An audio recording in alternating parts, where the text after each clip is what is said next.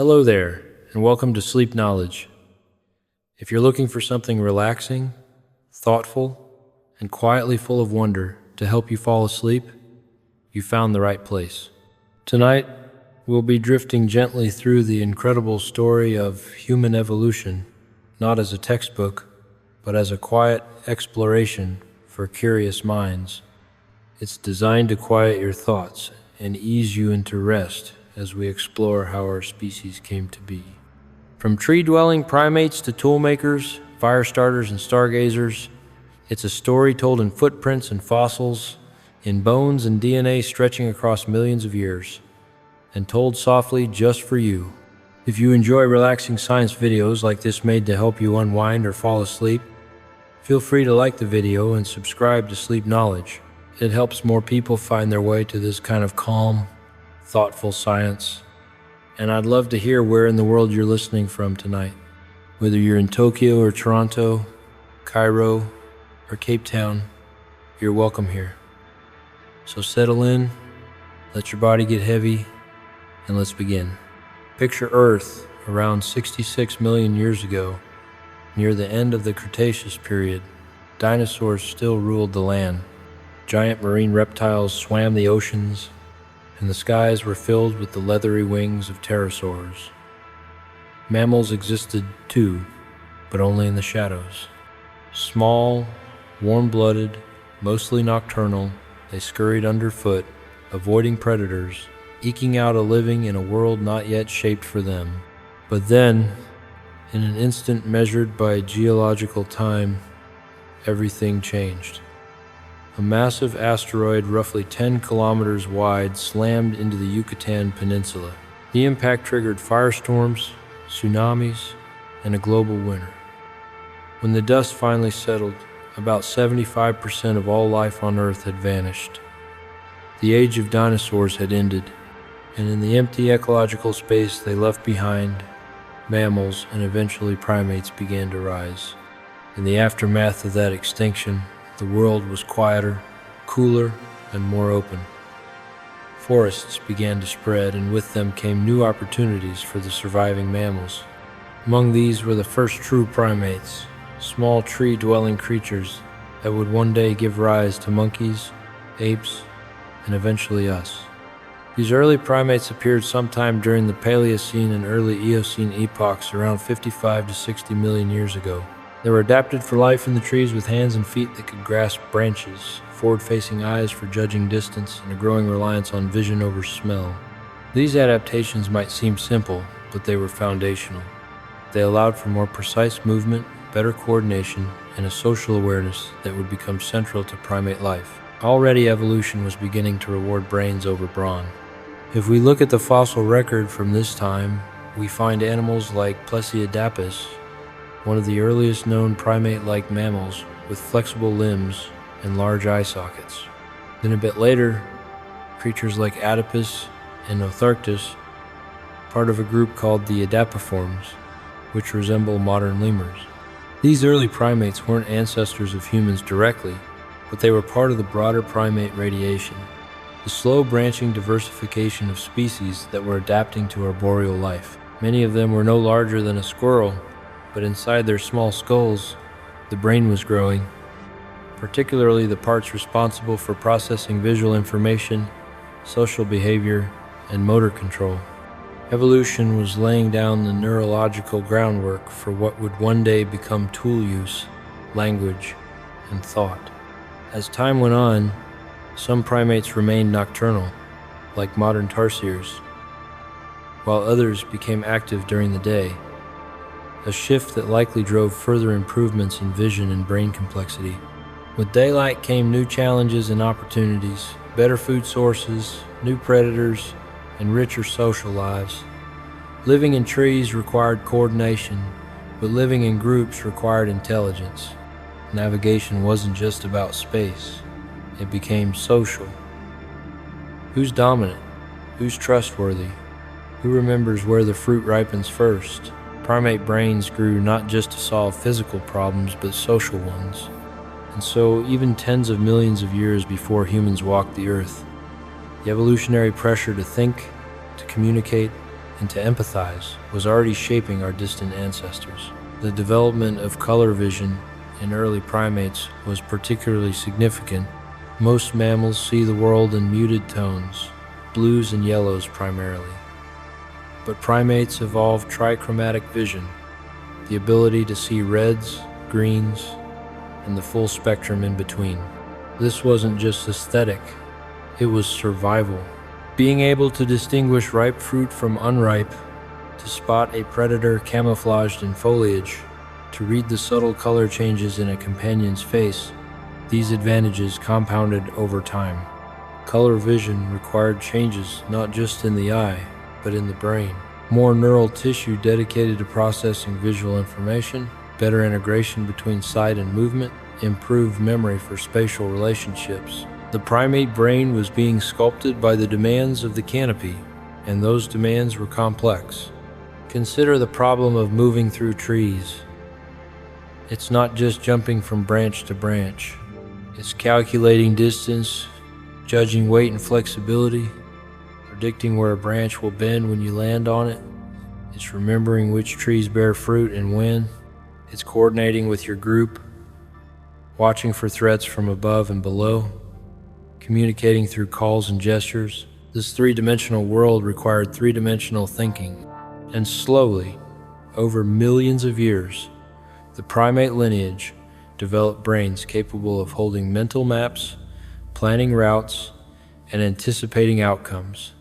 These are the same cognitive foundations that would later support tool use, language, and symbolic thought.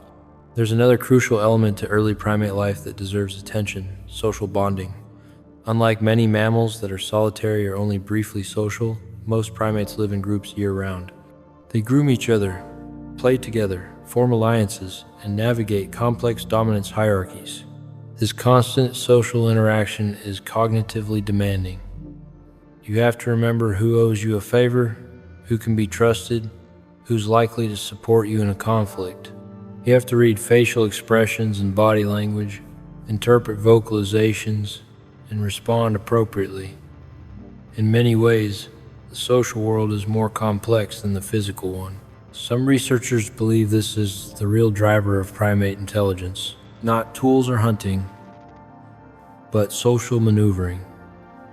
The need to cooperate and compete simultaneously, to build relationships while also protecting your own interests. This pressure, sustained over tens of millions of years, may have been what set primates on the path toward human cognition. Even in the Eocene, primates were already showing signs of extended parental care.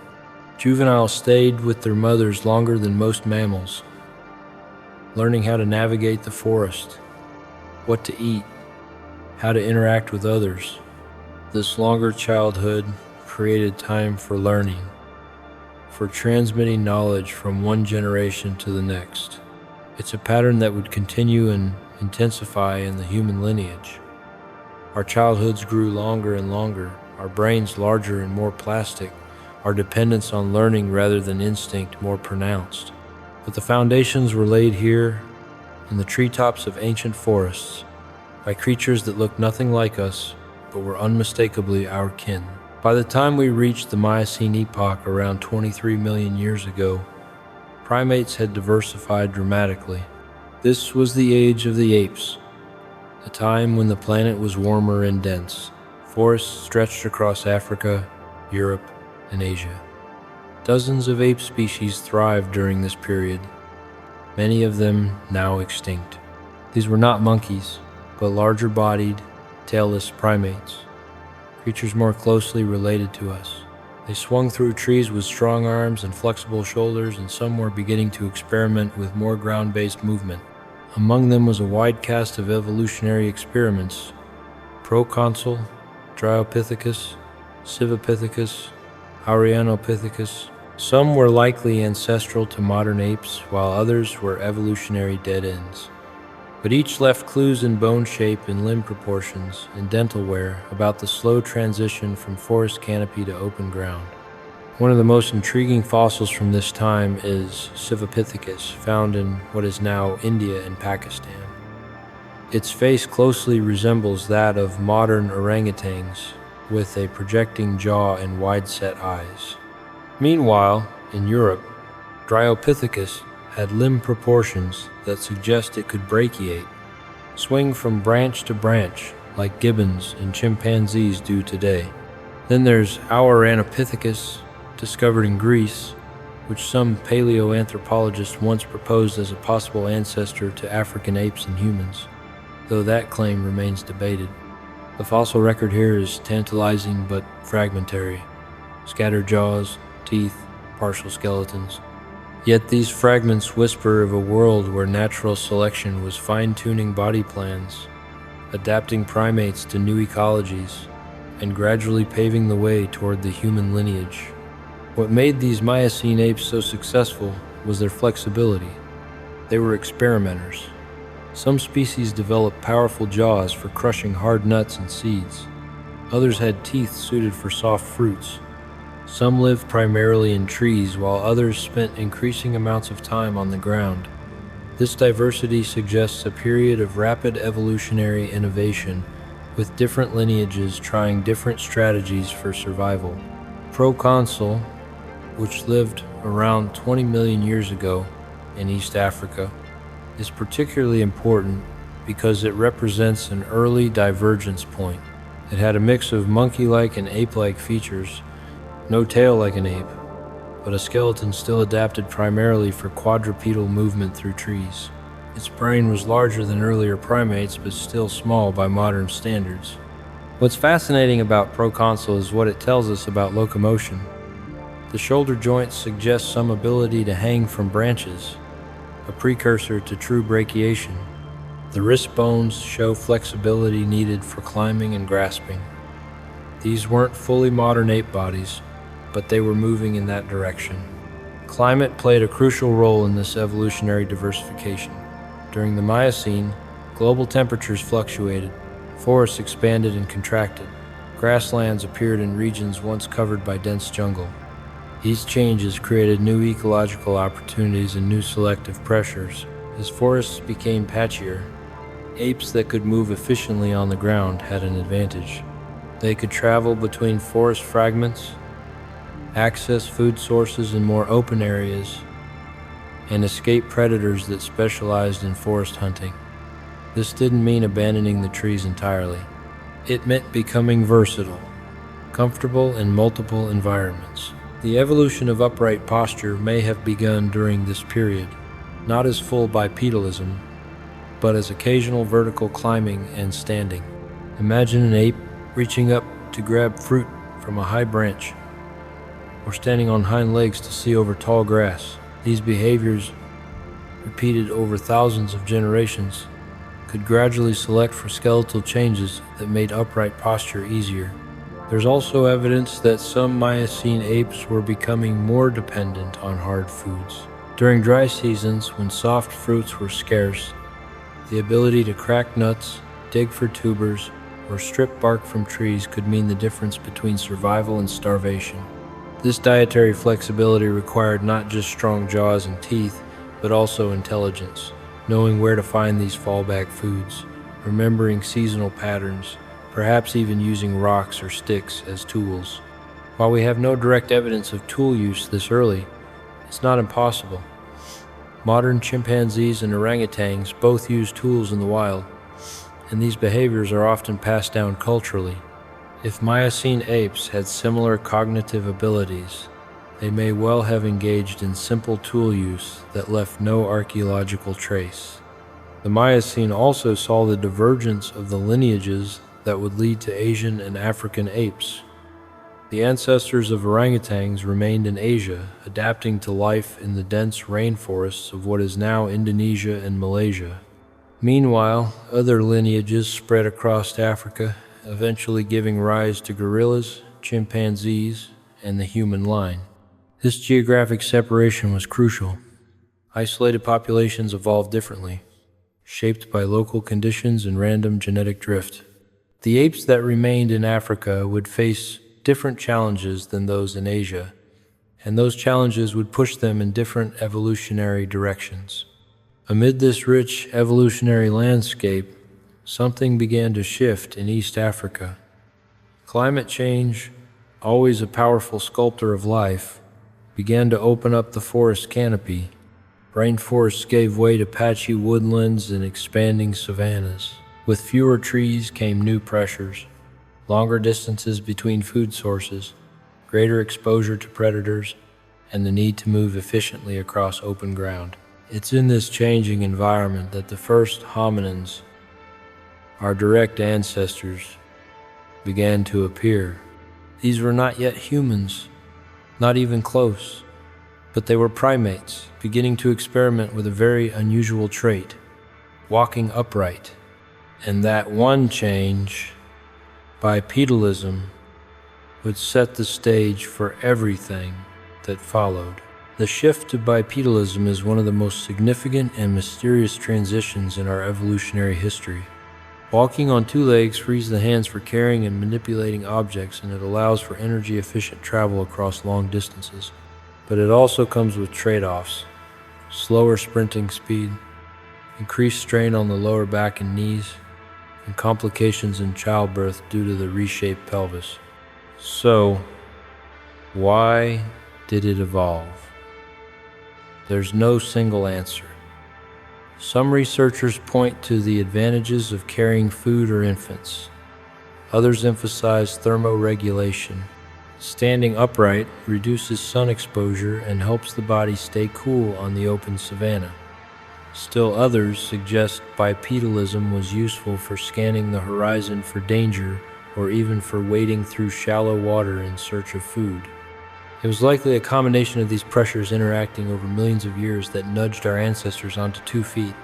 The biomechanical changes required for bipedalism were extensive. The spine developed an S-curve with lordotic curves in the neck and lower back that act like springs, absorbing shock and maintaining balance.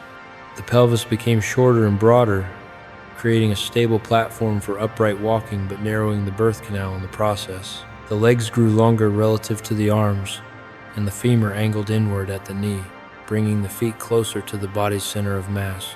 The foot itself underwent a dramatic transformation. The big toe, once opposable for grasping branches, rotated to align with the other toes. An arch developed, acting as a lever and shock absorber. The heel bone enlarged, providing a stable platform for weight bearing. Even the skull changed position. In quadrupedal animals, the foramen magnum, the hole where the spine connects to the skull, is located toward the back of the skull. But in bipeds, it shifts forward and underneath, balancing the head directly over the spine. This allows us to hold our heads upright without constant muscular effort. These changes didn't happen overnight. They accumulated gradually, each generation slightly more adapted to upright walking than the last. And different early hominins show different combinations of these traits, suggesting multiple experiments with bipedalism were happening simultaneously. Walking on 2 legs is also remarkably energy efficient for long-distance travel. Studies comparing humans to quadrupedal mammals show that we use far less energy per kilometer traveled. This efficiency would have been crucial on the savanna, where food sources might be widely scattered and water scarce. There's another advantage to bipedalism that's often overlooked: communication. Standing upright makes you more visible to others in your group. It allows for more elaborate gesturing with the hands and arms. It changes the geometry of social interactions, making face-to-face communication easier. Some researchers have even suggested that bipedalism influenced the development of language. With hands freed from locomotion, early hominins could gesture more expressively. This manual communication might have been a stepping stone to vocal language, or the two systems might have evolved together, reinforcing each other. The transition to bipedalism also changed how our ancestors interacted with predators. On 2 legs, a hominin is slower than on 4, but being upright offers better visibility across the grasslands. It also allows for weapon use. Throwing rocks or wielding sticks becomes much more effective when you have hands free and a stable, upright platform. Early hominins likely lived in groups for protection, and bipedalism would have made group coordination easier. Individuals could signal to each other across distances, coordinate movements, and work together to defend against threats. The earliest known hominin showing clear signs of bipedalism is Sahelanthropus chadensis, discovered in Chad and dated to about 7 million years ago. Its skull combines primitive features like a small brain with a surprisingly flat face and a foramen magnum, the hole through which the spinal cord exits the skull, positioned in a way that suggests upright posture. Not far behind is Australopithecus, found in Kenya and dating to around 6 million years ago. Its femur hints at upright walking, though the fossil evidence is fragmentary. Then comes Ardipithecus ramidus, or Ardi, discovered in Ethiopia and dated to about 4.4 million years ago. Ardi's pelvis and foot anatomy show a fascinating blend of traits adapted for walking on the ground, but still capable of climbing trees with a grasping big toe. These species didn't walk like we do. Their gait was awkward by modern standards, but they were clearly experimenting with bipedality, and that was enough to set them apart. With the rise of bipedalism came a cascade of evolutionary changes. The shape of the spine curved to support upright posture. The pelvis shortened and broadened to stabilize weight. The foot arched and the big toe aligned with the others to push off the ground. Even the hands changed. No longer needed for locomotion, they became available for fine manipulation, tool use, and eventually symbolic expression. Bipedalism didn't just alter the body. It changed how our ancestors interacted with the world. It opened up new ecological niches. It made long-distance travel possible. And perhaps most importantly, it began to shift the balance of survival away from brute strength and toward adaptability, observation, and shared learning. By around 4 million years ago, the landscape of East Africa was home to a new kind of hominin, Australopithecus. These early human relatives were fully bipedal, yet still retained some traits of their arboreal ancestry: long arms, curved fingers, and powerful upper bodies suited for climbing.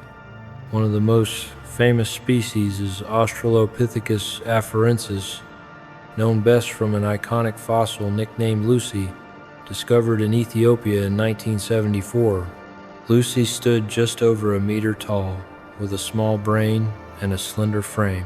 Her pelvis and knee joints showed unmistakable adaptations for upright walking, while her shoulder blades and fingers hinted that she still spent time in the trees. This blend of traits captures a key theme in human evolution. Change doesn't happen all at once. Our ancestors were mosaics, part ape, part human, bridging two worlds at once. Lucy lived around 3.2 million years ago, but she was not alone. Australopithecus afarensis fossils have been found across East Africa, from Hadar in Ethiopia to Latoli in Tanzania. At Latoli, preserved in volcanic ash, researchers discovered something remarkable: a set of hominin footprints dated to about 3.6 million years ago. These prints show a bipedal gait complete with an arch and forward-pointing big toe, not so different from ours. They were likely left by a small group walking together, perhaps a family. For a moment, the past comes alive, early humans moving across a quiet landscape, leaving behind shadows and stone. These footprints are among the oldest direct evidence of upright walking, not just bones, but behavior captured in an instant, frozen for eternity. As Australopithecus species continued to diversify, they began to occupy a wider range of habitats. Fossils suggest they lived in wooded areas, open grasslands, and everything in between. They likely ate a varied diet of fruits, leaves, seeds, and occasional insects or small animals. Their teeth were adapted for chewing tough plant material with thick enamel and strong jaws. This flexibility in diet may have been one of their greatest evolutionary advantages. In a changing climate, the ability to eat many things and live in many places is often more valuable than any single specialization.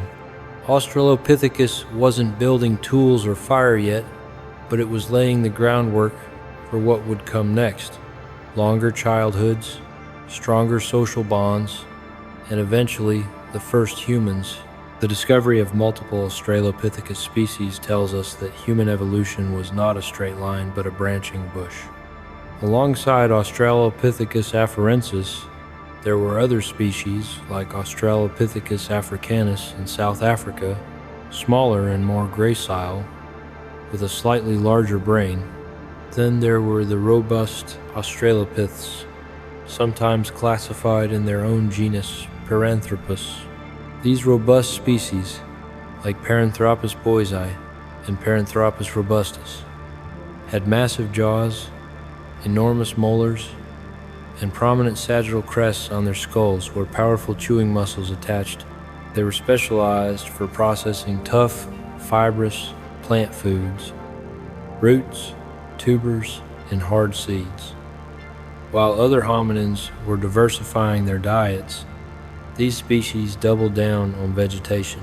For a time, multiple hominin species coexisted in East and South Africa. Some were better adapted to forests, others to open grasslands. Some ate primarily plants, others incorporated more animal protein. This diversity suggests that the hominin ecological niche was still being defined, with different lineages trying different strategies.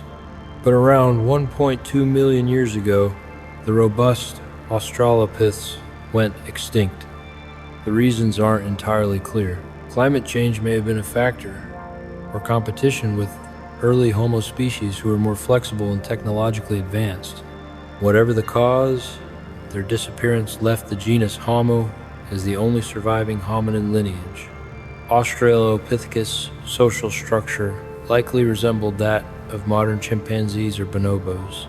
They probably lived in groups of 20 to 50 individuals with fluid membership and complex social hierarchies. Males may have been significantly larger than females, suggesting competition for mates. Females likely cared for infants for several years, and juveniles learned by observing adults. Communication would have been primarily through gestures, facial expressions, and vocalizations. While they didn't have the anatomical structures necessary for complex speech, they could certainly convey information about food sources, danger, and social intentions. There's also evidence that Australopithecus groups had home ranges they returned to regularly. Certain areas near water sources or productive feeding grounds would have been visited seasonally. This suggests spatial memory and planning, the ability to remember where resources could be found and to coordinate group movements accordingly. The size and shape of Australopithecus hands suggests some capability for manipulation, though not to the degree seen in later Homo species. They could likely grip and carry objects, perhaps using sticks to dig or rocks to crack open nuts, but these would have been opportunistic tool uses, not the systematic manufacture of stone tools that defines later hominins. One fascinating aspect of Australopithecus anatomy is what it tells us about childbirth. The pelvis had to balance two competing demands: efficiency for bipedal walking and a wide enough birth canal for the infant's head. This created what's called the obstetric dilemma, and it's one humans still deal with today. Australopithecus infants were born at an earlier stage of development than ape infants, more helpless and dependent. This extended period of infant helplessness required more intensive parental care, which in turn strengthened social bonds and encouraged cooperation among group members. It also meant that mothers needed support from others to successfully raise offspring. This is where we begin to see the seeds of human altruism and cooperation. Raising highly dependent infants in a challenging environment would have favored groups where individuals helped each other, shared food, and protected each other's young. These pro-social behaviors, already present in other primates, became even more critical in the hominin lineage. Around 2.8 million years ago, a subtle but critical shift occurred in the fossil record. In the same East African regions once inhabited by Australopithecus, a new kind of hominin began to appear, one with a slightly larger brain, more human-like teeth, and hands better suited for precision gripping. These fossils mark the emergence of the genus Homo, and with it, the dawn of the human lineage. One of the earliest known members is Homo habilis, whose name means handyman.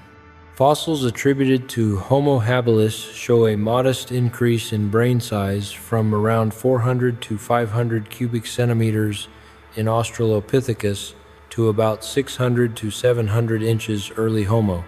Still small by modern standards, but enough to suggest a shift in cognition.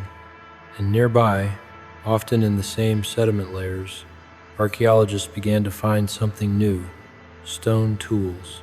The earliest tools were simple, just flakes struck from a core, sharp-edged and useful for cutting meat or scraping hides.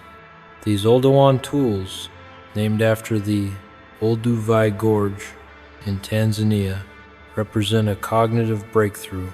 Their makers weren't just reacting to the world, they were shaping it. Tool making requires planning, precision, and the ability to hold an idea in the mind, to see a rock not as it is, but as it could be. With these tools, early humans could access new food sources, scavenging meat from carcasses, cracking open bones for marrow, slicing through tough plant fiber. The diet became richer, more energy dense, and energy in the evolutionary economy is fuel for the brain. With a better diet and more social cooperation, the brain continued to grow. Not rapidly, but steadily, generation by generation. By the time we reach Homo erectus around 2 million years ago, brain size had nearly doubled again, reaching about 900 cubic centimeters or more. But Homo erectus didn't just have a bigger brain, it had a new body, taller, more proportioned like ours, built for endurance, walking and running. This was a species on the move. Fossils of Homo erectus have been found across Africa, the Middle East, India, China, and Indonesia. They were the first hominins to leave Africa in large numbers, adapting to new climates and ecosystems. And wherever they went, they brought their tools, their fire, and the beginnings of something we now call culture. Homo erectus is a milestone species, not just for its geographic spread or longevity, but for what it tells us about the mind of early humans. They lived in small cooperative groups, likely communicated through vocalizations and gestures, and may have even had the beginnings of proto-language. Their toolkits evolved beyond the basic Oldowan flakes into what's known as the Acheulean tradition, large teardrop-shaped hand axes and cleavers shaped on both sides, symmetrical and consistent across vast regions. These tools weren't just practical. They showed forethought and aesthetic preference. Some are so finely made they may have been used for display or ritual. The appearance of standardization suggests teaching that skills were passed down through observation and imitation. This wasn't just survival, it was tradition. What's remarkable about Acheulean hand axes is their consistency across time and space. For over 1 million years, from Africa to Europe to Asia, Homo erectus populations made tools following the same basic template. This suggests not just individual innovation, but cultural transmission, the preservation and passing down of specific techniques. Making an Acheulean hand axe requires dozens of precise strikes. You have to visualize the final form in the raw stone, plan the sequence of blows, and execute each one with just the right force and angle.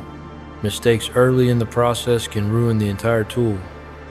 This level of planning and motor control indicates sophisticated cognitive abilities. Some researchers believe these tools were more than utilitarian. Their symmetry and careful shaping go beyond what's strictly necessary for cutting or scraping. Perhaps they serve social functions, demonstrating skill in attracting mates, or marking group identity. The act of making them may have been as important as their use. Homo erectus also expanded their diet significantly. Evidence from butchery marks on animal bones shows they were processing large game, not just scavenging but likely hunting cooperatively. Bringing down a large animal requires coordination, communication, and planning. It also provides enough meat to share, reinforcing social bonds and obligations within the group. The distribution of Homo erectus fossils tells a story of remarkable adaptability. They lived in the tropical environments of Java and East Africa, the temperate forests of China, and the cooler climates of the Caucasus. Each environment presented different challenges, different food sources, different predators. Yet Homo erectus thrived in all of them. This geographic spread also meant separation. Populations in different regions were isolated from each other for tens or hundreds of thousands of years. During this time, they evolved independently, developing regional variations in skull shape, body size, and perhaps behavior. This pattern of dispersal and diversification would characterize the hominin lineage from this point forward. Some of the Asian populations of Homo erectus persisted for an astonishingly long time. Fossils from Java suggest that Homo erectus may have survived there until as recently as 100,000 years ago, long after other hominin species had evolved in Africa. This makes Homo erectus one of the most successful human species ever, lasting for nearly 2 million years.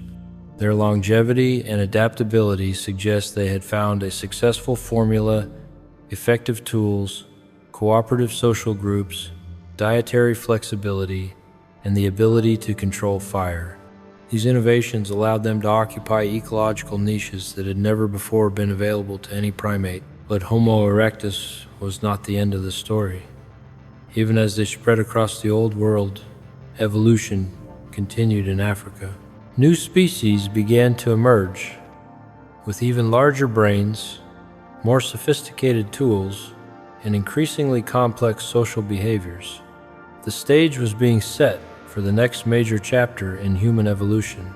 Perhaps even more transformative than their tools was their mastery of fire. Evidence from sites like Kubifora in Kenya, Jokodian in China, and Wonderwork Cave in South Africa points to controlled use of fire by Homo erectus as early as 1.5 million years ago.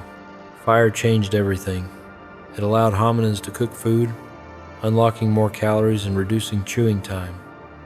It provided warmth at night, safety from predators, and a central place to gather. Around fire, social bonds deepened. Stories may have been shared, even if not yet in full language. Skills were taught, meat was divided, alliances were made. Fire extended the day into night, and with it the reach of human thought. This control over energy, both physical and social, may have reshaped more than behavior. Cooking likely influenced our biology. Over time, our jaws became smaller, our guts shorter, and our teeth less robust. The trade-off was more energy diverted to the brain. Fire, in this sense, was not just a tool, it was a feedback loop. The more we cooked, the better we nourished our bodies, the more brain power we could sustain, and the more sophisticated our culture could become. And all of this migration, tool making, fire, cooperation, happened before Homo sapiens even existed. The path to modern humans was not a sudden leap, but a series of slow, transformative steps, each one building on what came before. As Homo erectus spread across continents, evolution did not pause. It branched. Isolated populations adapted to different climates, ecosystems, and challenges. In some regions, Homo erectus gave rise to new species, each experimenting with the human form in slightly different ways. In Europe, around 800,000 years ago, emerged Homo heidelbergensis, a large hominin with a more modern-looking skull and robust frame. In Africa, similar populations are sometimes considered late Homo erectus or early Homo sapiens.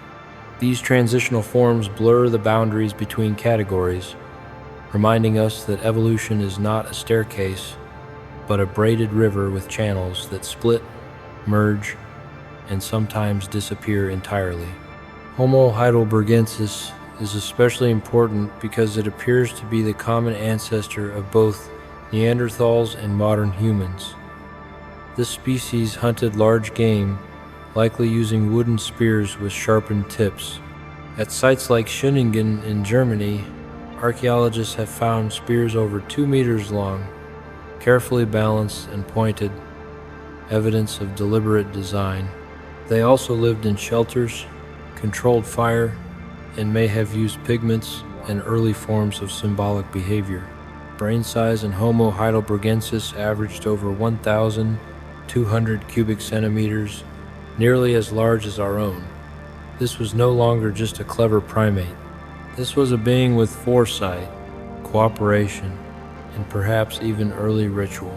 From Homo heidelbergensis came two major evolutionary branches. In Europe and Western Asia, one lineage gave rise to the Neanderthals, Homo neanderthalensis, while in Africa, another gave rise to Homo sapiens. These cousins would go on to coexist, compete, and interbreed, but for a long time, they developed in parallel. Neanderthals emerging around 400,000 years ago were cold-adapted humans, shorter, stockier, with large noses and barrel chests. Their skeletons speak of strength and resilience. They hunted mammoths and rhinoceroses, lived in caves, and buried their dead. And while they've long been portrayed as brutish or simple, the evidence tells a different story. Neanderthals made jewelry, used ochre, built structures, and cared for their injured. They weren't failed humans. They were another version of us. Meanwhile, in Africa, another lineage of hominins was taking shape, one that would eventually become us. The earliest fossils clearly attributable to Homo sapiens date back to around 300,000 years ago and were found at a site called Jebel Irhoud in Morocco. These early humans had a mixture of modern and archaic traits: a relatively flat face, large brain case, and slender limbs, but also robust brow ridges and elongated skulls. It's a reminder that evolution doesn't produce finished products all at once. Early Homo sapiens were part of a broader spectrum of human diversity. Their brains were as large as ours, but their behavior was still emerging. They used stone tools, hunted cooperatively, and gathered plants, but the signs of symbolic thought, of culture and abstraction were still faint, waiting to deepen. For tens of thousands of years, Homo sapiens lived exclusively in Africa, sharing the continent with other hominins like Homo naledi and perhaps isolated groups of Homo erectus.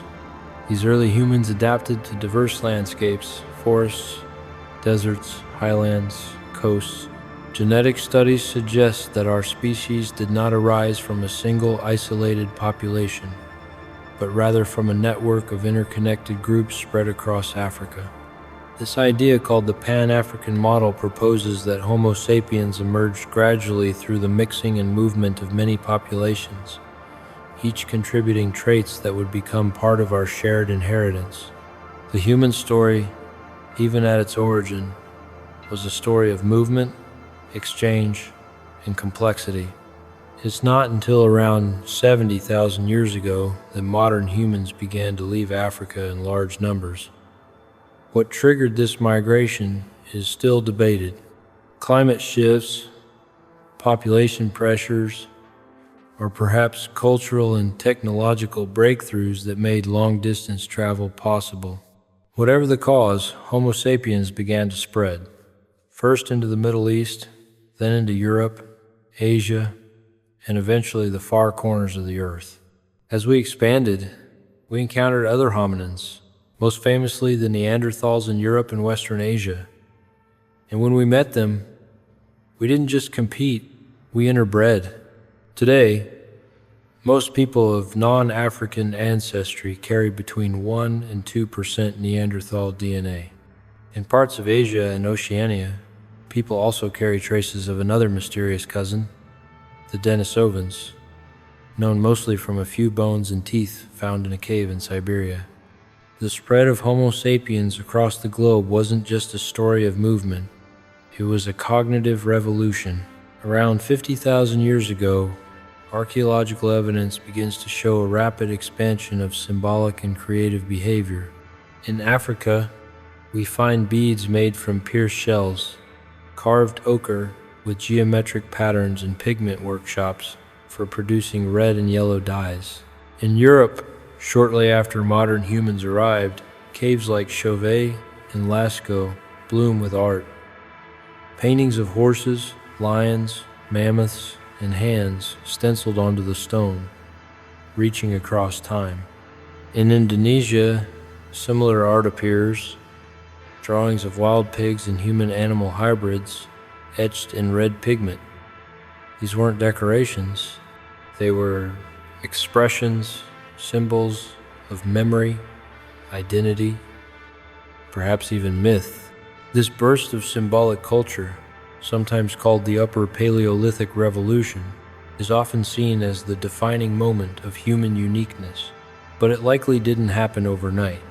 The cognitive groundwork was laid over hundreds of thousands of years, shaped by language, social complexity, and increasingly abstract thought.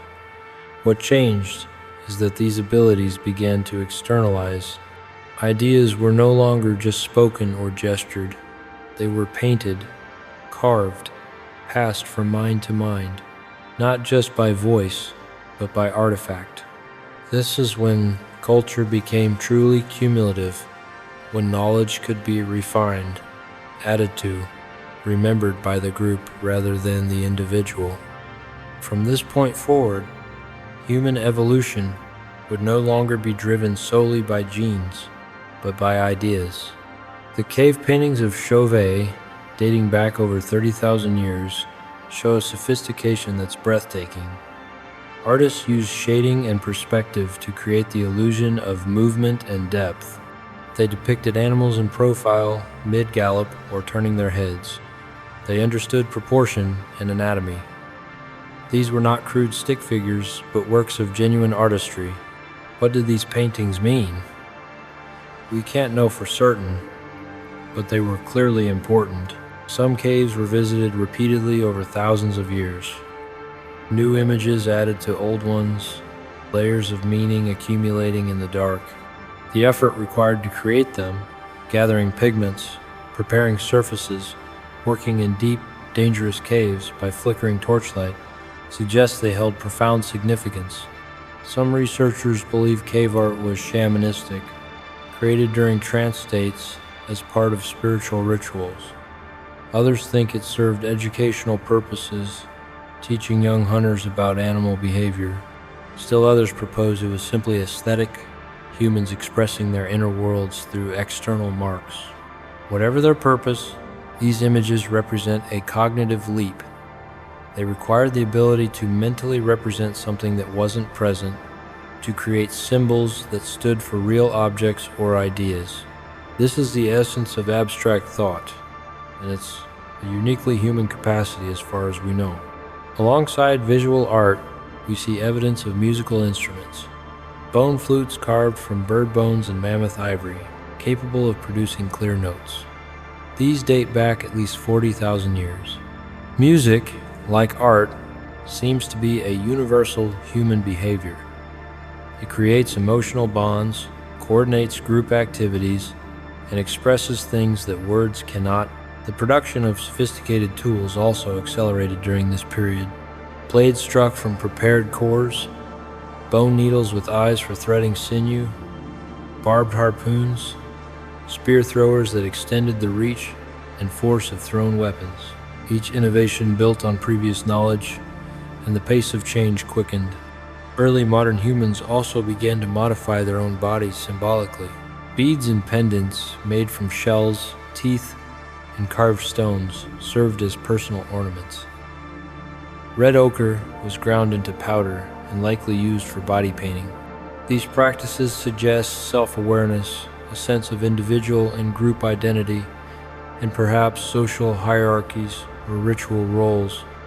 Burial practices became more elaborate. Bodies were placed in specific positions, accompanied by tools, ornaments, or flowers. This care for the dead suggests belief in an afterlife, or at least reverence for ancestors. It's evidence of a spiritual dimension to human life, a wondering about existence beyond the immediate and tangible. Language, though it leaves no direct archaeological trace, was almost certainly fully developed by this time. The complexity of tool manufacture, the coordination required for group hunting, the creation of art and music, all point to sophisticated communication. Humans could share detailed information, tell stories, plan for the future, and teach abstract concepts. Some linguists believe the capacity for language evolved much earlier, perhaps with Homo heidelbergensis or even Homo erectus. But the archaeological record from 50,000 years ago onward suggests that language had become central to human life, enabling the transmission of culture at a pace far exceeding genetic evolution. With this explosion of cognition came new ways of living. Our ancestors began to build more complex shelters, create tailored clothing with bone needles, and manage landscapes with fire. They developed regional identities, different tool types, ornaments, rituals. Burial practices became more elaborate, suggesting belief in an afterlife or reverence for the dead. This is also when humans began to cross into environments that would have been impossible without planning and coordination. Arctic tundras, high-altitude plateaus, and eventually open ocean. Around 45,000 years ago, humans reached Australia, likely using rafts or simple boats. This required more than tools. It required imagination, the ability to envision places never seen, to trust in stories, to prepare for a journey guided only by stars and wind. Over the next tens of thousands of years, humans continued to explore, adapt, and settle across every habitable continent. Around 20,000 years ago, groups of humans in what is now Siberia began to cross into the Americas, likely via a land bridge that once connected Asia to Alaska, a corridor opened by the retreat of Ice Age glaciers. These early migrations were astonishing feats of endurance. They involved not only physical survival in freezing landscapes, but deep ecological knowledge, knowing where to find shelter, when to follow herds, how to preserve food. Within just a few millennia, humans had spread through the Americas, from the tundra of Canada to the rainforests of the Amazon and the mountains of the Andes. And everywhere they went, they adapted, not just biologically, but culturally. Language, tools, art, and belief systems evolved in parallel with the environment. This ability to adapt was our species' greatest evolutionary advantage. Unlike other hominins whose tools and behaviors remained relatively stable for hundreds of thousands of years, Homo sapiens thrived on change. The journey to the Americas represents one of the most dramatic examples of human adaptability. The people who first crossed into the New World were likely following game animals, mammoths, bison, and caribou. These were skilled hunters, accustomed to cold climates, with sophisticated knowledge of animal behavior and seasonal patterns. Archaeological sites in Alaska and the Yukon show evidence of human occupation dating back at least 15,000 years. Possibly earlier, these early Americans made distinctive tools, including Clovis points, finely crafted spear tips with fluted bases that could be hafted securely to wooden shafts. These points are found across North America, suggesting rapid expansion, or at least widespread cultural exchange. As humans moved south, they encountered entirely new environments. The Great Plains with their vast herds of bison, the deserts of the Southwest with scarce water but abundant plant foods, the dense forests of the East with deer, fish, and seasonal nuts and berries. Each environment required different strategies, different tools, different knowledge. In South America, humans reached the southern tip of Patagonia by around 13,000 years ago. Think about that. In just a few thousand years, humans had traveled from the Arctic tundra to nearly Antarctic conditions, adapting to every climate zone in between. This wasn't slow migration, it was explosive expansion. Some groups settled in the Amazon rainforest, one of the most challenging environments on Earth for humans. The rainforest is rich in biodiversity, but difficult to navigate, with dense vegetation, dangerous animals, and diseases. Yet, humans learned to thrive there, cultivating crops in forest clearings, hunting with blowguns and poison-tipped darts, and developing profound knowledge of medicinal plants. In the Andes, other groups adapted to high-altitude life. At elevations above 3,000 meters, oxygen is scarce, temperatures are extreme, and agriculture is challenging. But humans developed crops like potatoes and quinoa suited to these conditions. They built terraces to prevent erosion, managed llama and alpaca herds, and eventually created some of the most complex civilizations in the Americas. Meanwhile, in North America, cultures diversified dramatically. In the Pacific Northwest, abundant salmon runs and temperate forests supported large, settled populations without agriculture. These groups developed elaborate art traditions, complex social hierarchies, and rich oral literatures. In the Southwest, people built pueblos, multi-story apartment complexes carved into cliff faces or constructed from adobe bricks. On the Great Plains, nomadic groups followed bison herds, using every part of the animal for food, clothing, shelter, and tools. These were highly mobile societies with deep knowledge of the landscape and sophisticated hunting techniques, including driving herds over cliffs or into enclosures. What's striking about this diversity is how quickly it emerged.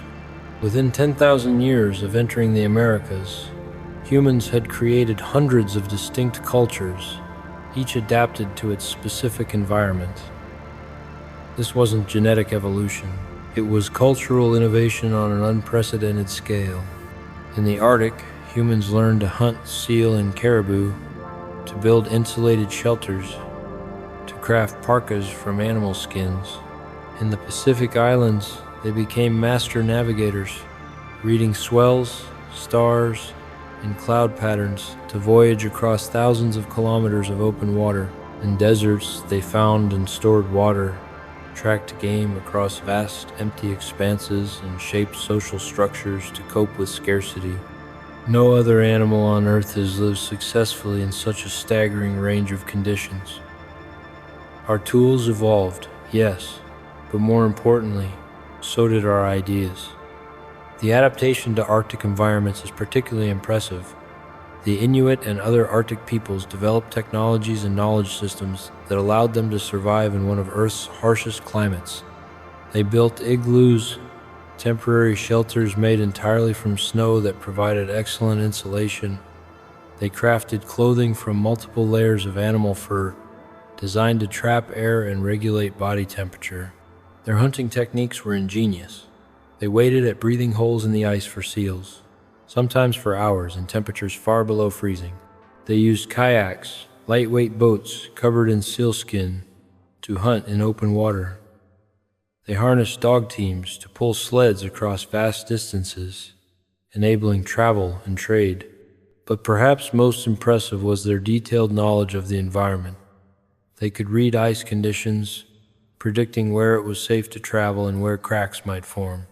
They knew the behavior of every animal they hunted, the migration patterns, feeding habits, and seasonal variations. This knowledge was accumulated over thousands of years and passed down through stories, songs, and hands-on teaching. Similarly, the Polynesian navigators who settled the Pacific Islands developed perhaps the most sophisticated pre-industrial navigation system ever created.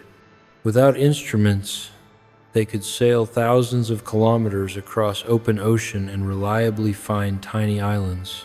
They used multiple sources of information, the position of stars at different times of night and year, the shape and direction of ocean swells, which behave differently near land. The flight patterns of seabirds, which return to shore each evening. Cloud formations, which are affected by islands even when the islands themselves are below the horizon. Even the color of the water and the presence of floating debris. This wasn't accidental discovery. It was systematic exploration backed by generations of knowledge. Polynesian societies trained specialist navigators who memorized complex star paths and learned to read the ocean like others might read a book. They built sophisticated double-hulled canoes capable of carrying dozens of people, along with plants, animals, and supplies for establishing new settlements. By around 1,000 years ago, Polynesians had settled nearly every habitable island in the Pacific, from Hawaii to Easter Island to New Zealand. This represents one of the greatest maritime achievements in human history, and it was accomplished with technology that Europeans of the same era would have considered primitive.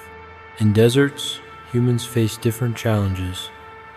Water scarcity dominates desert life, and successful desert cultures develop detailed knowledge of where to find it. They knew which plants held water in their roots, where underground springs might surface, how to collect dew and condensation. They built cisterns to store rainwater and developed extensive trade networks to supplement local resources. Desert peoples also adapted their social structures to environmental constraints. Many became nomadic or semi-nomadic, moving seasonally to track resources.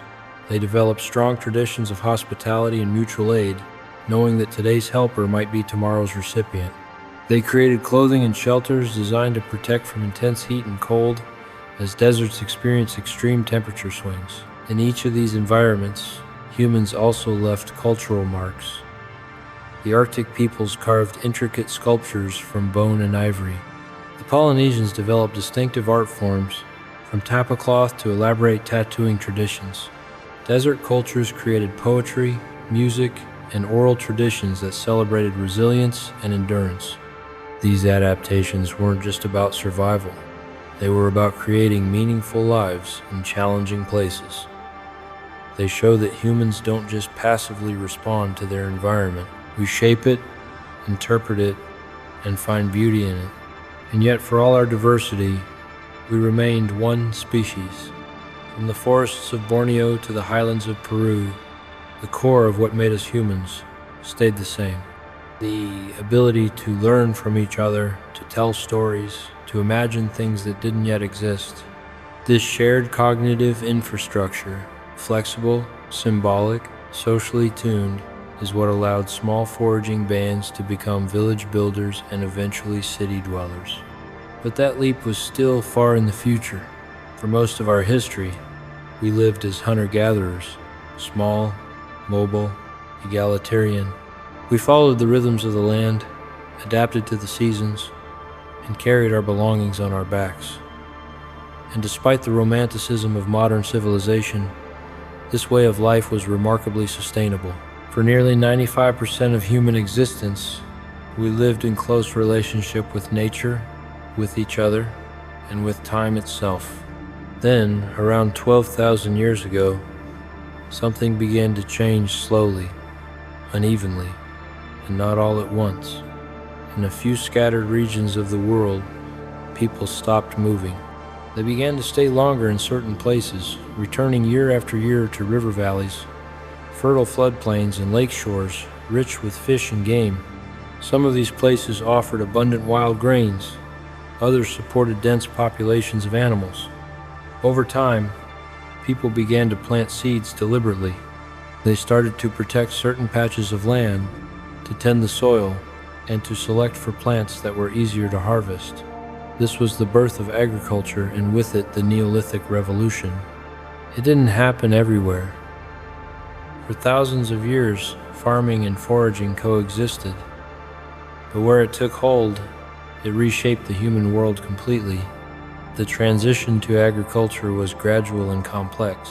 It likely began with people simply returning to particularly productive areas each year, harvesting wild grains or tubers. Over time, they noticed that seeds scattered near their camps would sprout the following season. Perhaps they began deliberately scattering seeds or protecting certain plants from grazing animals. Slowly, almost imperceptibly, this relationship deepened.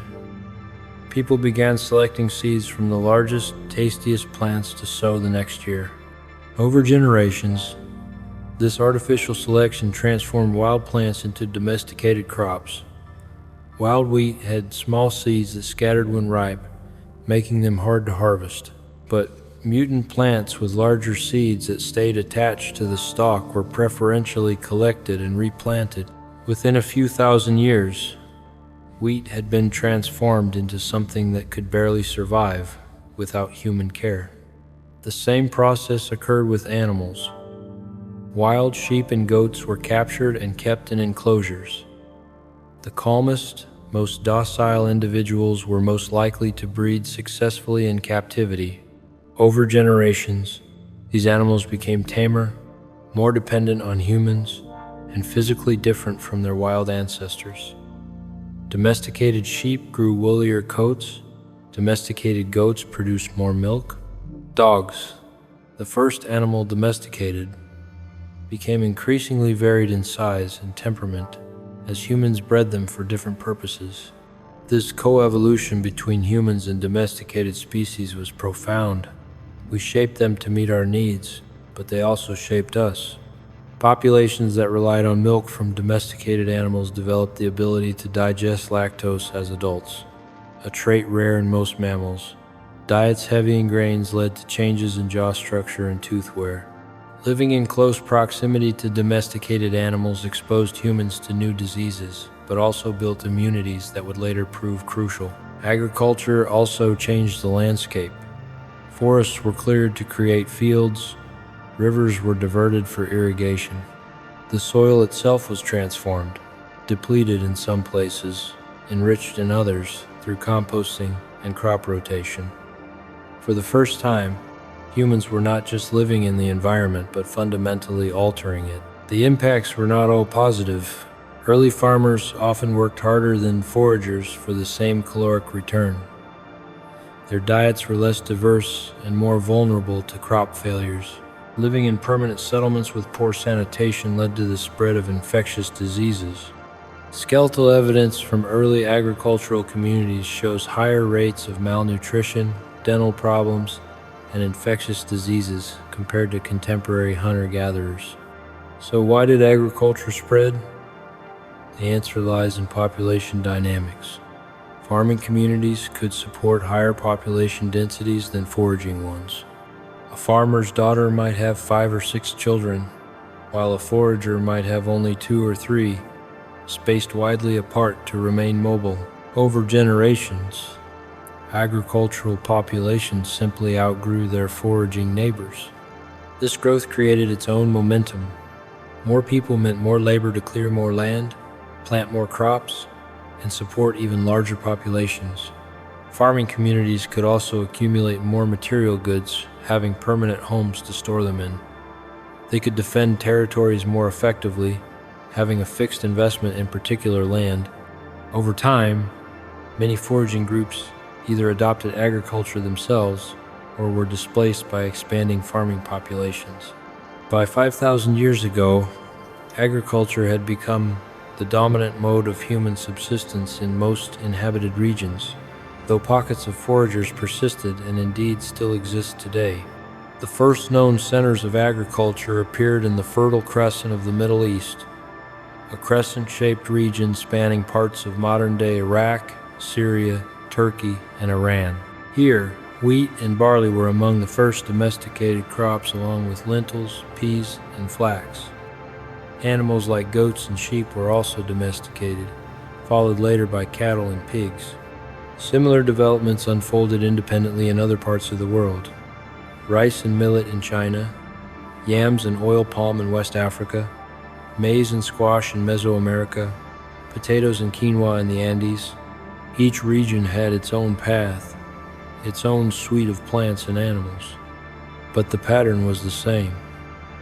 With farming came food surpluses, and with surpluses came settlement.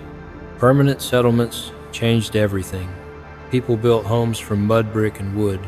They dug irrigation canals, stored grain in clay jars, and wove baskets and cloth. As villages grew, so did population density, and with it the complexity of social life. Labor became specialized. Some people farmed, others crafted tools, or wove textiles or led rituals. Social hierarchies emerged. Land ownership and inheritance took shape. The rhythms of life shifted from the flexible pace of foraging to the structured routines of sowing and harvest. Time became measurable, tied to the seasons. And with more people living in close quarters, new challenges arose. Sanitation, disease, resource competition. Humans had stepped into a new phase of evolution, not biological but cultural. The environment we lived in was no longer just natural. It was something we had created. The earliest permanent settlements appeared in the Levant, the region of the eastern Mediterranean. Sites like Jericho date back over 11,000 years, featuring round stone houses, defensive walls, and a tower that still stands in ruins today. These were not temporary camps, but true towns, home to hundreds of people year-round. Why build walls? This question points to a darker side of settled life. With stored grain and permanent homes came the need to defend them. Conflict between communities likely intensified as populations grew and resources became tied to specific territories. Archaeological evidence from this period shows signs of violence, human remains with embedded projectile points, settlements destroyed by fire, mass burials. The social organization required to build walls and defend them suggests new forms of leadership. Someone had to coordinate labor, plan defenses, and resolve disputes. While early farming villages were probably still relatively egalitarian, with decisions made communally, the seeds of hierarchy were being planted. As villages grew into towns, social differentiation became more pronounced. In places like Çatalhöyük, in Turkey, a settlement of several thousand people dating to around 9,000 years ago, we see evidence of both continuity and change. Houses were remarkably similar in size and contents, suggesting relative equality. But certain buildings had elaborate wall paintings and sculptures, perhaps indicating ritual specialists or high-status families. The dead at Çatalhöyük were buried beneath the floors of houses, often with grave goods like obsidian mirrors, bone tools, and shell beads. The quality and quantity of these goods varied, suggesting some individuals or families had greater access to valuable materials. This isn't full-blown inequality yet, but it's a hint of what was to come. Craft specialization also increased during this period. Pottery appears in the archaeological record around 10,000 years ago, revolutionizing food storage and cooking. Clay vessels could hold liquids, store grain safely from pests, and be used for cooking stews and porridges. Making good pottery requires skill and practice, and potters likely became specialists, trading their wares for food and other goods. Similarly, specialists in flint knapping, weaving, and metallurgy began to emerge. By 7,000 years ago, copper was being smelted in the Near East, the beginning of the Bronze Age. Metal tools were superior to stone in many ways, sharper, more durable, and easier to reshape.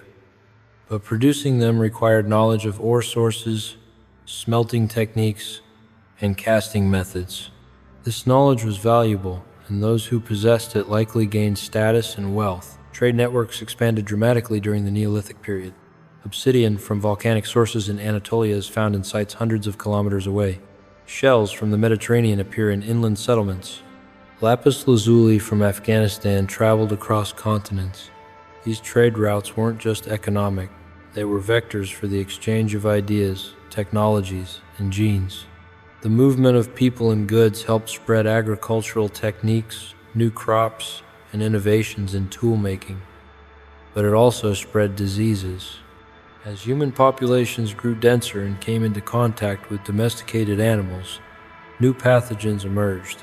Measles, smallpox, and influenza all likely jumped from animals to humans during this period, becoming endemic diseases that would shape human history. Despite these challenges, agricultural settlements continued to grow. By 6,000 years ago, some settlements in Mesopotamia and Egypt had populations in the thousands, supported by sophisticated irrigation systems and surplus production. The stage was set for the emergence of the first true civilizations.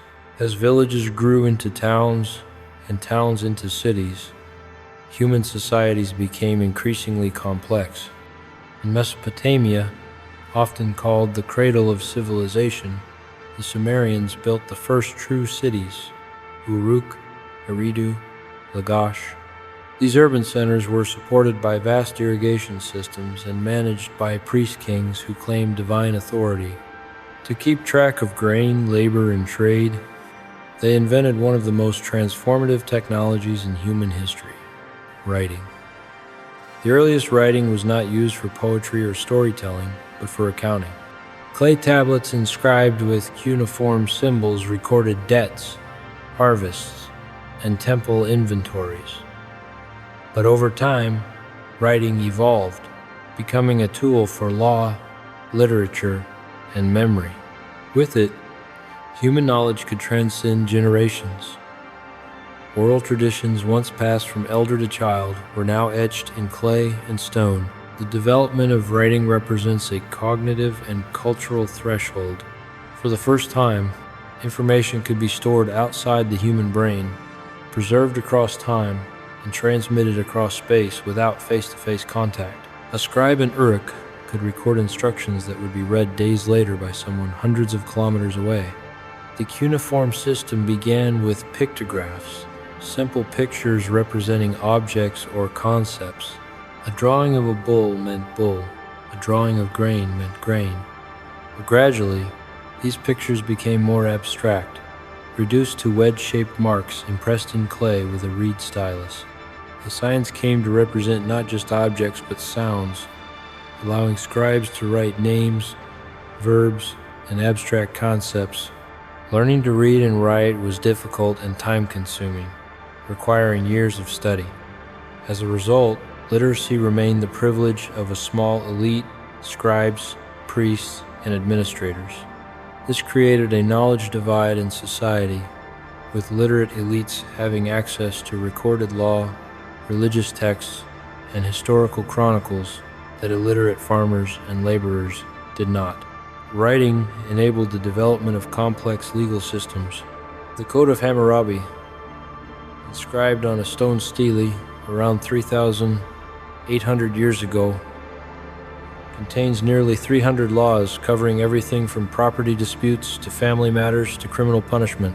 These laws were displayed publicly, asserting that justice was universal and codified rather than arbitrary. Legal codes reflect the increasing complexity and stratification of urban societies. There were laws about slavery, about marriage and divorce, about debt and inheritance. Punishments were often harsh by modern standards, but were meant to be predictable and proportionate. The very existence of written law suggests a society where not everyone knew everyone else, where disputes needed formal mechanisms for resolution. Writing also transformed religion. In oral cultures, myths and rituals are fluid, changing subtly with each retelling. But written religious texts become fixed, canonical. The Epic of Gilgamesh, one of the oldest surviving works of literature, was written down in cuneiform around 4,000 years ago. It tells the story of a king who seeks immortality, grappling with themes of friendship, mortality, and the meaning of life. These are recognizably human concerns, showing that despite the gulf of time, the people of ancient Mesopotamia worried about many of the same things we do. Temples in Sumerian cities were not just places of worship, but economic and administrative centers. They employed thousands of workers, from farmers to craftsmen to soldiers. They collected taxes in the form of grain and livestock, which were redistributed as rations. Priests managed these complex operations, using writing to track inventories and accounts. The Sumerian pantheon reflected their urban, agricultural society. Gods controlled specific domains: the sky, the waters, fertility, war. Temples served as the earthly homes of these deities, who were imagined as powerful but temperamental beings, requiring constant appeasement through rituals and offerings. This model of civilization, cities supported by agriculture, managed by literate elites, organized around temple complexes, appeared independently in several regions.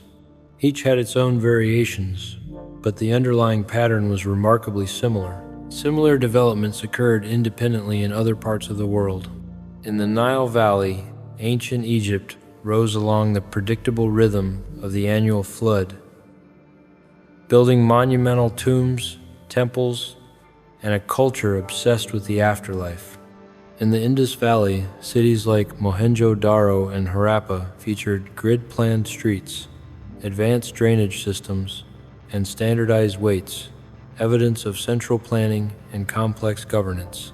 In China, along the Yellow River, early dynasties formed around ancestor worship and oracle bones, which were heated until they cracked and interpreted for divine insight. In the Americas, societies like the Olmec and later the Maya developed calendars, monumental architecture, and writing systems of their own. Though geographically distant, these civilizations were united by a shared pattern: the transformation of human life through surplus structure and shared belief. Egypt's civilization was shaped by the Nile, which flooded predictably each year, depositing nutrient-rich silt across the floodplain. This allowed for intensive agriculture with relatively little effort. The surplus supported a complex society ruled by pharaohs who were considered living gods, intermediaries between the human and divine worlds.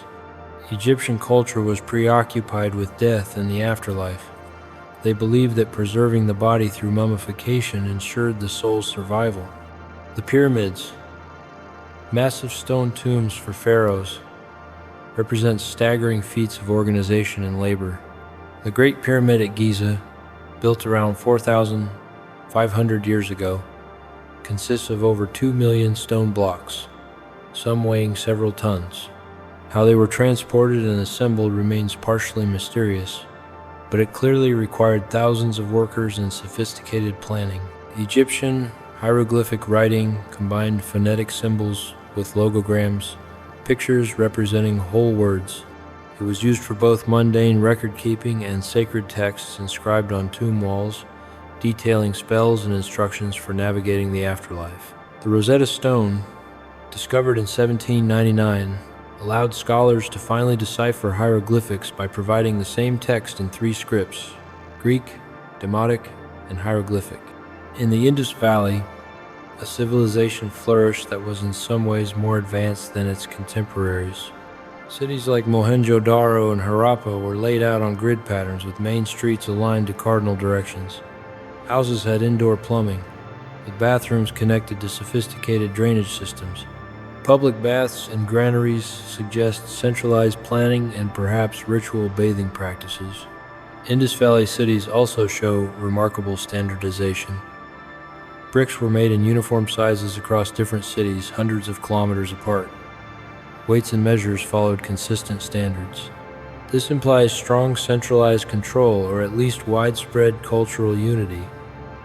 Yet, unlike Egypt or Mesopotamia, we find no palaces or monumental temples. Power may have been more distributed or focused on different institutions. The Indus script remains undeciphered. Thousands of seals bear short inscriptions, but without a bilingual text like the Rosetta Stone, their meaning remains obscure. Some scholars believe they might represent a logosyllabic writing system, while others think they might not be writing at all, but rather symbolic markers. The Indus Valley civilization declined around 3,700 years ago, possibly due to climate change that shifted monsoon patterns, or changes in river courses, or perhaps social upheaval. Its people dispersed, And while their genetic and cultural legacy continued, their cities were abandoned and gradually buried. In China, civilization emerged along the Yellow River, where the low soil was fertile, but floods were unpredictable and devastating. Early Chinese states organized massive labor projects to build dikes and canals, controlling the river and making agriculture more reliable. This required strong central authority, setting a pattern of powerful dynasties that would characterize Chinese history. Oracle bones, used during the Shang dynasty around 3,500 years ago, provide some of the earliest evidence of Chinese writing. Questions would be carved onto turtle shells or ox bones, which were then heated. The resulting cracks were interpreted as answers from ancestral spirits. These bones recorded royal divinations about war, harvests, and ritual matters. Chinese cosmology emphasized harmony between heaven and earth, with the emperor serving as the link between them. The mandate of heaven justified dynastic rule. Natural disasters or military defeats could be interpreted as signs that a dynasty had lost heaven's favor, legitimizing rebellion. In Mesoamerica, the Olmec emerged around 3,200 years ago in the tropical lowlands of what is now Mexico. They built ceremonial centers with massive stone heads, some weighing over 20 tons, carved with distinct facial features. The Olmec developed early forms of writing and a calendar system, innovations that later Mesoamerican cultures would build upon. The Maya, flourishing between 2,000 and 1,000 years ago, created one of the most sophisticated writing systems in the pre-Columbian Americas. Mayan glyphs combined logograms and syllabic symbols capable of expressing complex ideas. They recorded history, mythology, and astronomical observations on stone, stelae, and in codices. Bark paper books painted with intricate scenes. Mayan astronomy was remarkably advanced. They tracked Venus with precision, predicted eclipses, and developed a calendar more accurate than the Julian calendar used in Europe at the time. Their mathematics included the concept of zero, which many Old World cultures lacked. These achievements reflect a culture that valued observation, record-keeping, and abstract thought. With civilization came new tensions. Hierarchies solidified, wealth concentrated, war became organized. Patriarchal structures, which were less pronounced in small foraging bands, grew more rigid. Human labor was harnessed on a massive scale, often unequally. Slavery, taxation, conquest. These systems emerged not because humans were suddenly more violent or greedy, but because larger, more complex societies required control and coordination, and those systems once in place tended to reinforce themselves. Still, even in these early empires, humans remained the same species that had painted cave walls and sat around firelight. We still needed stories, connection, and meaning. And everywhere from Sumer to Egypt, from the Andes to the Ganges, we told those stories in stone and song, in myth and math, in star maps and burial grounds. While early civilizations built ziggurats and pyramids, planted crops, and raised armies, the biological evolution of Homo sapiens slowed. Our genes changed, of course, adapting gradually to diets, altitudes, and disease pressures. But the most dramatic changes were now cultural. Evolution had moved from the slow pace of mutation to the rapid churn of invention. In just a few thousand years, a blink in evolutionary time, humans developed metallurgy, mathematics, sailing ships, and sundials. They built trade networks that stretched across deserts and seas. They mapped the stars, devised calendars, recorded laws, and began to wonder more deeply about their place in the cosmos. This wasn't just technological advancement, it was a transformation of thought. For the first time, large populations could organize around abstract ideas, gods, nations, philosophies, and imagined futures far beyond the next harvest. Despite the geographic distance, these cultural evolutions often paralleled one another. In Greece, thinkers like Pythagoras and Aristotle tried to explain the world through reason and observation. In India, philosophers developed sophisticated systems of logic, cosmology, and ethics. In China, Confucianism and Taoism offered competing visions of social harmony and natural order. In the Middle East, mathematicians in Babylon calculated lunar cycles and square roots centuries before Euclid. The tools of civilization, writing, record-keeping, measurement became tools of reflection. Slowly, humans began not just to live within nature, but to study it and eventually to test it. This shift would give rise many centuries later to what we now call science. The Greek philosophers of the classical period, roughly 2,500 years ago, pioneered systematic investigation of the natural world. Thales proposed that water was the fundamental substance underlying all matter. Heraclitus argued that change itself was the only constant. Democritus theorized about atoms, indivisible particles that composed all things. These ideas were speculative, not based on rigorous experimentation, but they represented a shift toward naturalistic explanations rather than purely mythological ones. Aristotle systematized knowledge across multiple domains, from biology to politics to ethics. He classified animals, described their anatomies, and theorized about their behaviors. His work contained errors. Many creatures he described were based on travelers' tales rather than direct observation. But his approach, systematic categorization, and logical reasoning became foundational to Western thought. In ancient India, philosophical traditions explored questions of consciousness, causation, and the nature of reality. The Nyaya school developed rigorous systems of logic and epistemology. The Samkhya school proposed a dualistic cosmology distinguishing consciousness from matter. Buddhist philosophers debated the nature of self and suffering, developing sophisticated arguments about perception and cognition. Indian mathematicians made crucial contributions to numerical systems and calculation. The concept of zero as both a placeholder and a number originated in India, as did the decimal place value system we use today. Texts like the Sulba Sutras, dating back over 2,500 years, contain geometric knowledge used in temple construction, including approximations of pi and the Pythagorean theorem. In China, philosophical schools flourished during the Warring States period, around 2,300 years ago. Confucianism emphasized social harmony, filial piety, and ethical conduct based on traditional virtues. Taoism advocated living in accordance with the Tao, the natural way of the universe, emphasizing spontaneity and non-interference. Legalism argued for strict laws and harsh punishments to maintain order. These weren't just abstract philosophies.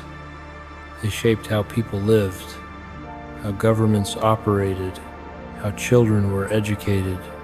Confucian ideas about family and social roles influenced Chinese society for millennia. Taoist concepts of balance and natural flow informed medicine, art, and martial arts.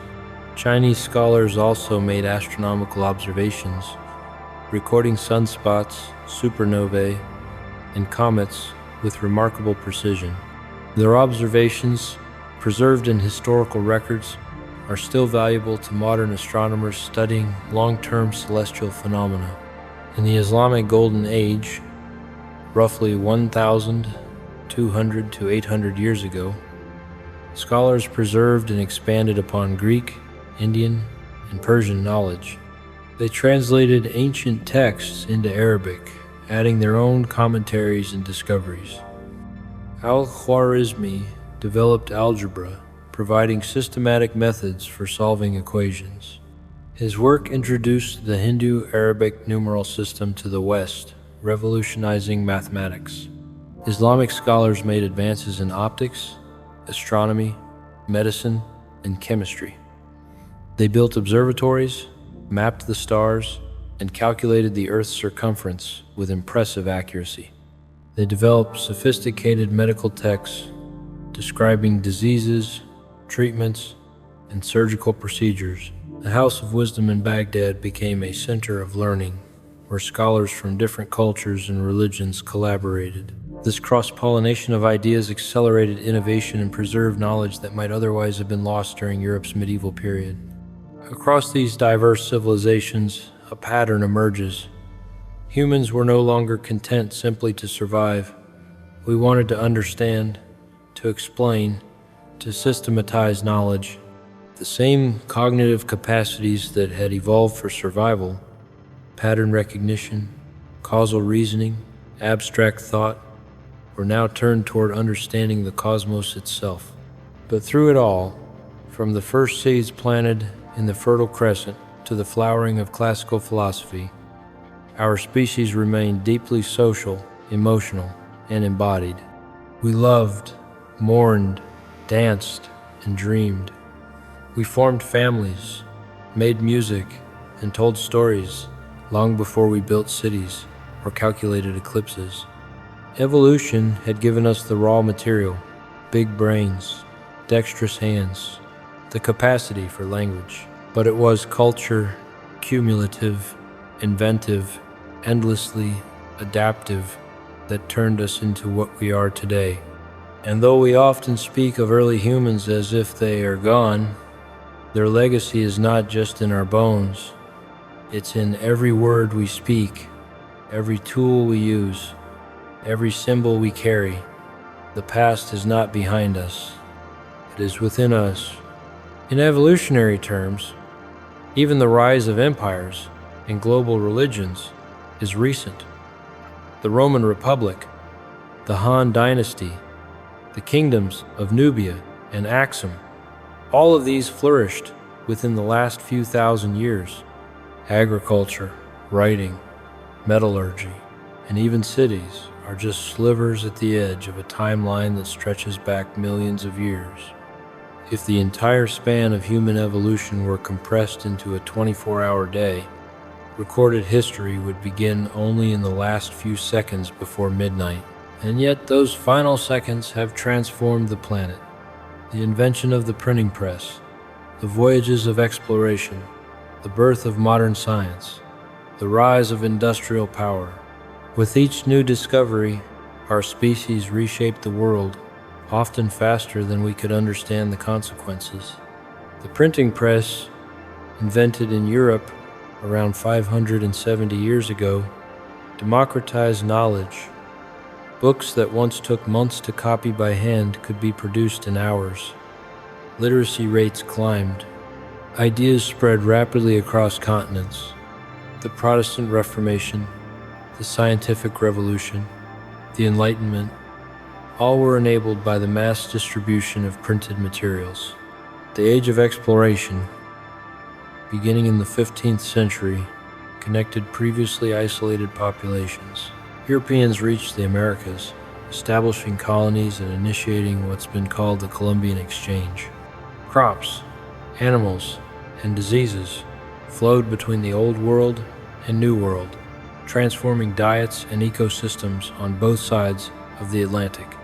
This exchange had devastating consequences for indigenous peoples. European diseases, smallpox, measles, typhus, swept through populations that had no immunity, killing millions. The colonization that followed brought forced labor, cultural destruction, and the enslavement of millions of Africans transported to the Americas. At the same time, the exchange enriched global biodiversity and cultivated species. Tomatoes, potatoes, maize, and cacao from the Americas spread worldwide. Wheat, rice, coffee, and sugarcane from the Old World were planted across new continents. Human activity was now reshaping ecosystems on a global scale. The Scientific Revolution, accelerating in the 17th and 18th centuries, fundamentally changed how humans understood the world. Galileo's telescopic observations challenged the geocentric model of the universe. Newton's laws of motion and gravity provided mathematical descriptions of physical phenomena. Darwin's theory of evolution by natural selection explained the diversity of life without invoking supernatural causes. Science became a systematic method for investigating nature through observation, experimentation, and peer review. Knowledge accumulated at an accelerating pace. Discoveries built on discoveries. Technologies emerged from scientific understanding. Steam engines, electricity, vaccines, antibiotics. The Industrial Revolution, beginning in the late 18th century, harnessed fossil fuels to power machines, dramatically increasing productivity. Factories replaced artisan workshops. Cities swelled as people left farms for industrial jobs. Standards of living rose for some, though working conditions were often brutal, and environmental degradation accelerated. Coal, then oil and gas, provided energy on scales previously unimaginable. This energy powered transportation, manufacturing, and eventually electronic communication. The pace of change became dizzying. Innovations that once took centuries now occurred in decades or years. The last few centuries have brought changes faster than evolution can keep up with. Our diets, our sleep cycles, our social structures, all now bear the imprint of technology. We fly across oceans, communicate across continents, and store more information in silicon than in synapses. In many ways, we've engineered our own environment, creating spaces where natural selection operates differently, if at all. Medicine has altered survival and reproduction. Global trade has equalized resources that once defined geography. And yet we remain biological beings built for an ancient rhythm. Our stress responses still prepare us for predators. Our craving for sugar and fat harks back to a time of scarcity. In our most modern moments, we carry the echoes of Pleistocene life. This mismatch between ancient minds and modern environments has sparked both innovation and instability. We've cured diseases once thought divine punishment, but created new epidemics of chronic illness. We've connected the world, but also sparked anxiety, isolation, and disinformation. We've built machines to calculate and automate, and now ask what remains uniquely human. Our bodies, shaped by millions of years of movement, now sit for hours daily. The result is rising rates of obesity, diabetes, and cardiovascular disease. Our eyes, adapted for scanning distant horizons, now focus on screens inches from our faces, contributing to widespread myopia. Our sleep cycles, once regulated by natural light, are disrupted by artificial illumination and digital stimulation. Socially, we're adapted for groups of 50 to 150 people, the typical size of hunter-gatherer bands. Yet we now live in cities of millions, interact with thousands of people online, and navigate complex bureaucracies. This can create feelings of alienation and anonymity despite being surrounded by people. Our brains seek patterns and narratives, traits that served us well when identifying edible plants or predicting animal behavior. But in the information age, these same tendencies make us vulnerable to misinformation, conspiracy theories, and cognitive biases amplified by social media algorithms designed to capture attention. Yet this mismatch isn't simply negative. It also drives creativity and innovation. The same neuroplasticity that allows us to adapt to new environments enables us to learn new skills, create art, and solve novel problems. Our capacity for abstract thought evolved for social reasoning and tool-making, now powers mathematics, philosophy, and science. Human cooperation, once limited to small face-to-face groups, now operates at global scales. We coordinate actions across continents, pooling resources to address challenges no individual or small group could tackle alone, climate change, pandemic response, space exploration. These require collective effort on unprecedented scales. Technology, for all its disruptions, has also extended human capabilities in remarkable ways. Medical imaging lets us see inside living bodies. Vaccines have eliminated diseases that once killed millions. The internet provides access to vast repositories of knowledge.